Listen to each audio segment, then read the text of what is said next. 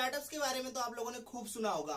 इस स्टार्टअप की इतनी वैल्यूएशन होगी, ये स्टार्टअप यूनिकॉर्न बन गया, ये स्टार्टअप डेकाकॉर्न बन गया, ये स्टार्टअप पता नहीं कौन बन गया। ये सारी चीजें आपने सुनी होंगी, राइट। और इसके साथ साथ आप लोगों ने ये भी सुना होगा कि कुछ सालों पहले एक स्टार्टअप स्टार्ट हुआ और बंद हो गया, कुछ स्टार्टअप स्टार्ट हुए फेल हो गए।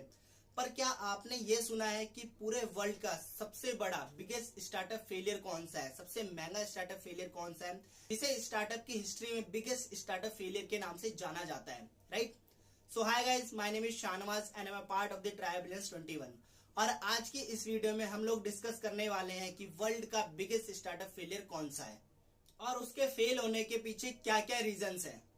दुनिया का एक ऐसा स्टार्टअप जिसमें $535 मिलियन की इन्वेस्टमेंट की गई थी, वह स्टार्टअप 2005 में स्टार्ट हुआ और 2011 में वह कंपनी बैंकरप्ट हो गई। Yes, I am talking about Solyndra. Solyndra एक सोलर मैन्युफैक्चरिंग कंपनी थी और यह कंपनी 2005 में स्टार्ट हुई थी और 2010 तक इस कंपनी ने अच्छा खासा प्रॉफिट एंड अच्छा खासा रेवेन्यू जनरेट किया था। फिर 2011 में ऐसा क्या हुआ कि जिस कंपनी ने 2009 में $100 मिलियन एंड 2010 में $140 मिलियन तक का रेवेन्यू जनरेट किया था, यानी कि बिजनेस किया था, उसके साथ ऐसा क्या हुआ कि 2011 में उसको बैंकरप्ट डिक्लेयर कर दिया गया। 2009 में सोलेंड्रा कंपनी को $535 मिलियन का लोन मिला और लोन मिलने के ठीक 2 सालों के बाद वह कंपनी दिवालिया हो गई। इसके दिवालिया होने के पीछे काफी सारे रीजंस थे। 2015 report of department of energy के अकॉर्डिंग उस रिपोर्ट में यह पाया गया कि सोलेंड्रा कंपनी में खामियां थी, उसके बिजनेस में काफी सारी खामियां थी। यह भी पाया गया कि सोलेंड्रा कंपनी के लिए लोन पाने के लिए उस कंपनी के लोगों ने, यानी कि सुपीरियर्स ने कुछ गलत स्टेटमेंट पेश करी थी, राइट, मिसलीड किया था। और यह भी पता चला कि डिपार्टमेंट ऑफ एनर्जी से भी कुछ गलतियां हुई थी उस कंपनी की जांच करने में। सोलेंड्रा कंपनी को $535 मिलियन का लोन मिला था और उस लोन को पाने के लिए जो डॉक्यूमेंट सबमिट किए गए थे, उस डॉक्यूमेंट में जो एलिमेंट्स थे, उन एलिमेंट्स की लिस्ट में सिलिकॉन को ऐड नहीं किया गया था, जो कि एक बहुत ही महत्वपूर्ण यानी कि बहुत ही इंपॉर्टेंट एलिमेंट था उस प्रोडक्ट को बनाने के लिए। और वह एलिमेंट यानी कि सिलिकॉन महंगा भी बहुत मिलता था।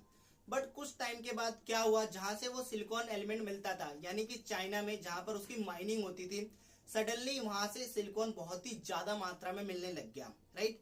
उसकी सप्लाई बहुत ज्यादा होगी और आपको तो पता ही है, जिस चीज की सप्लाई जितनी कम होती है उसकी डिमांड उतनी ज्यादा होती है और जिसकी डिमांड जितनी ज्यादा होती है उसके रेट भी उतने हाई होते हैं। जस्ट लाइक दैट, जिसकी सप्लाई ज्यादा होती है, राइट, उसके जो रेट होते हैं वो कम होते हैं, क्योंकि सप्लाई बहुत सारी होती है तो डिमांड अपने आप ही उसकी कम हो जाती है। इसीलिए जब उसकी सप्लाई बढ़ी तो उसके रेट डाउन हो गए और जैसे ही सिलिकॉन की सप्लाई बढ़ी उसके रेट गिरने लग गए, राइट। सिलिकॉन उस टाइम पे बहुत ही सस्ता मिलने लग गया क्योंकि सोलेंड्रा ने अपने डॉक्यूमेंट्स में सिलिकॉन एलिमेंट को ऐड नहीं किया था और बाकी जो उसकी जो कॉम्पिटिटर कंपनीज थी उन्होंने अपने डॉक्यूमेंट्स में सिलिकॉन को ऐड कर रखा था और सिलिकॉन उस प्रोडक्ट को बनाने के लिए बहुत ही इंपॉर्टेंट था।